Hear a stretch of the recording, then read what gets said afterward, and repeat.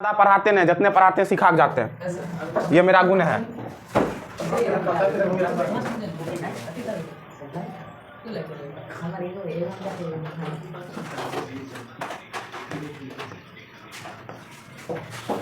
Good morning everyone. आज हम फिर आपका क्लास 11th का सेल चैप्टर का एक महत्वपूर्ण टॉपिक लेकर आया हूं, जिसमें वो हम आज जानेंगे केंद्रक द्रव्य। क्या जानेंगे? केंद्रक द्रव्य, जिसको हम आमतौर पर या अंग्रेजी में बोले तो उसको न्यूक्लियोप्लाज्म बोलते हैं। क्या बोलते हैं? न्यूक्लियोप्लाज्म।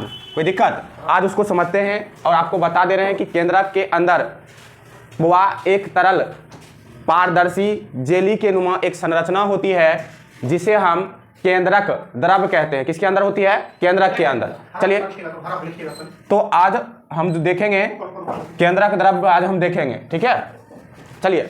सबसे बड़ी चीज है कि हम केंद्रक द्रव्य में आपको बता दें कि केंद्रक द्रव्य में भी कई सारे संरचनाएं पाई जाती है। जैसे अगर हम बात करेंगे कैरोमेटीन जालिका होती है, वो क्या होता है, उस हर एक चीज के बारे में हम क्या करेंगे, जानकारी लेंगे। आप लोग हेडिंग दीजिएगा और लिखिएगा केंद्रक द्रव्य, केंद्रक द्रव्य, न्यूक्लियोप्लाज्म, न्यूक्लियोप्लाज्म।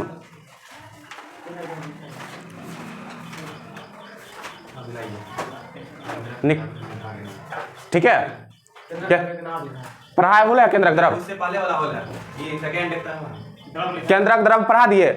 चलिए, अब केंद्रक द्रव्य के आगे बुआ अब एक ये वाला नहीं लिखा है। क्या? ये वाला नहीं लिखा है, इसके ऊपर जो लिखा है वो लिखा है। अच्छा, चलिए आज हम जानेंगे, इसका मतलब है कैरोमेटीन के बारे में जानेंगे, ही ना हो। चलिए समझते हैं। केंद्रक के अंदर एक धागे नुमा संरचना होती है, जिसे हम क्या कहते हैं? कैरोमेटीन कहते हैं। तो हेडिंग दीजिए और लिखिए केंद्रक के अंदर कैरोमेटीन। हेडिंग दीजिए और लिखिएगा केंद्रक के अंदर, केंद्रक के अंदर, केंद्रक के अंदर, केंद्रक द्रव्य में, केंद्रक के अंदर, केंद्रक द्रव्य में एक धागे नुमा संरचना दिखाई पड़ती है।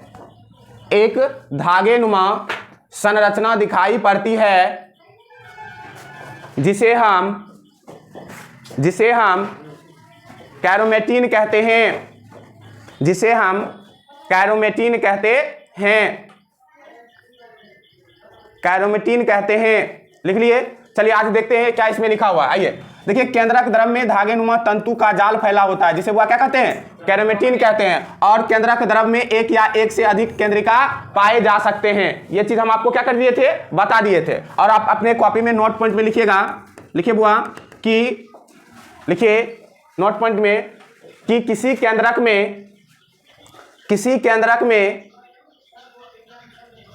एक या एक से अधिक केंद्रिका पाए जाते हैं। एक या एक से अधिक केंद्रिका पाए जाते हैं। चलिए इतना देख लिए, फिर हम आप आगे देखते बुआ। अगला है आपका बुआ केंद्रिका। क्या है बुआ? केंद्रिका को हम लोग समझते हैं। ये आपका संरचना दिखाई पड़ रही है, ये बुआ आपका संरचना जो दिखाई पड़ रही है वो आपका बुआ क्या है? केंद्रिका है। देखिए, केंद्रक के अंदर एक बुआ तरल गोलाकार संरचना पाई जाती है, जिसे हम बुआ क्या कहते हैं? केंद्रिका कहते हैं। क्या कहते हैं? केंद्रिका। जिसको हम क्या कहते हैं? केंद्रिका। लिखिए केंद्रक के अंदर, हाँ केंद्रिका हेडिंग दीजिए ना हो, पहले लिखिए केंद्रिका हेडिंग दीजिए, केंद्रिका हेडिंग दीजिए और लिखिए केंद्रक के अंदर, केंद्रक द्रव्य में, केंद्रक के अंदर, केंद्रक द्रव्य में एक गोलाकार संरचना होती है, एक गोलाकार संरचना होती है, गोलाकार संरचना होती है, जिसे जिसे जिसे जिसे केंद्रिका कहते हैं, जिसे केंद्रिका कहते हैं, केंद्रिका कहते हैं। देखिए, प्रत्येक केंद्रक में, हाँ इसी में लिखिए ना, पैराग्राफ 3। प्रत्येक केंद्रक में एक या एक से अधिक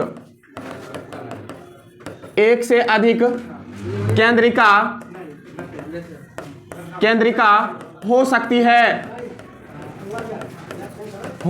है। इतना ठीक समझने में कोई दिक्कत हो सकती है?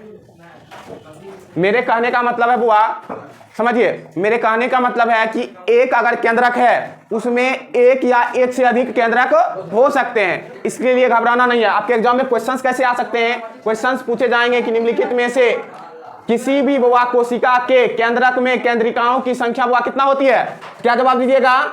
एक या एक से क्या हो सकती है? अधिक हो सकती है। जनरली बुआ अगर हम देखें तो प्रत्येक केंद्रक में स्पष्ट रूप से 1 से 3 संरचनाएं दिखाई पड़ती है, जिसे बुआ न्यूक्लियोल कहते हैं। ठीक है, उसे ही बुआ क्या कहते हैं? केंद्रिका कहते हैं। क्या कहते हैं? केंद्रिका। इतना चीज समझने में बुआ दिक्कत? चलिए आगे क्या है उसको हम समझते हैं। चलिए अब हम लोग जानेंगे कि आखिर जैसे केंद्रक में हम बताए कि विभिन्न पदार्थ होता है, कार्बनिक और अकार्बनिक पदार्थ होता है, जिसका अनुपात बताए थे कितना होता है बुआ? 81:19। आप लोग ये सब याद रखिएगा। ठीक है, अब हम लोग जानेंगे आखिर केंद्रिका में क्या क्या पाया जाता है। ठीक है, सबसे बड़ी बात करेंगे तो बुआ केंद्रिका में आपको आरएनए पाए जाते हैं। क्या पाए जाते हैं? आरएनए। और प्रोटीन पाया जाता है। क्या पाया जाता है? प्रोटीन। अब और बुआ राइबोसोम पाए जाते हैं। क्या पाए जाते हैं? राइबोसोम पाए जाते हैं। ठीक है, राइबोसोम पाए जाते हैं। ठीक है, इतना चीज समझने में कोई दिक्कत? अब देखिए राइबोसोम आखिर पाया जाता है, कैसे पाया जाता है, यह क्या करते हैं, ये सब चीज भी हम देखें। यहां पहले हम लोग देखते हैं। देखिए केंद्रिका में आरएनए प्रोटीन होते हैं। केंद्रिका का मुख्य कार्य क्या होता है? वो बुआ राइबोसोम को बुआ क्या करती है? संश्लेषित करती है। क्या करती है? संश्लेषित। अर्थात आपको जब आरएनए क्लास 9th में पढ़ाया गया होगा तो उसमें बताया गया होगा कि आरएनए 3 प्रकार के होते हैं। कितने प्रकार के? 3 प्रकार के। कौन कौन आरएनए होता है उसको हम लोग देख लेते हैं। पहला होता है वो आरएनए। कौन होता है? आरएनए होता है। कौन होता है? आरएनए होता है। ठीक है, दूसरा होता है एमआरएनए। कौन होता है? एमआरएनए।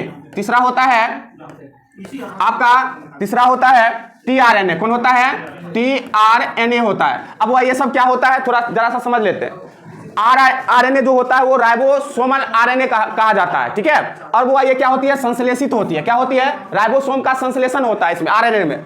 और वो एमआरएनए भी आपको मेटाफेज अवस्था में पाए जाते हैं। टीआरएनए को ट्रांसफर आरएनए कहा जाता है। मतलब ट्रांसफर का मतलब कहने का मतलब है एक जगह से दूसरे जगह कोशिकाओं में संदेश पहुंचाने का काम कौन करता है? टीआरएनए करता है। तो ये सब जनरली आप लोग क्लास 9th में पढ़ चुके होंगे। खैर यही बुआ हम किस आरएनए को बात करेंगे? आरएनए, जिसका बुआ हम लोग क्या बोलते हैं? Ribosomal RNA. क्या बोलते हैं? Ribosomal RNA. ठीक है, जो क्या करते हैं? आरएनए को संश्लेषित करती है। समझ में आ रहा है ना? और संश्लेषण के बाद क्या होता है? प्रोटीन युक्त बुआ होकर राइबोसोम से बनती है, जिसके कारण इसे बुआ क्या कहा जाता है? राइबोसोम का उत्पादन का मशीन। बुआ प्रोडक्शन होता है ना, हो कुछ ना कुछ बुआ निर्माण होगा। इसीलिए बुआ केंद्रिका को राइबोसोम का बुआ उत्पादन गृह भी माना जाता है। इतना ठीक समझने में दिक्कत? तो बुआ आपको जितना हम पढ़ाते हैं उसको ध्यानपूर्वक पढ़ते जाइए, और हम आपको विश्वास दिलाता हूं कि आपके क्लास 11th का एक भी क्वेश्चंस आपके एग्जाम में बाहर नहीं आएंगे। तब तक के लिए बेस्ट ऑफ लक। ओके।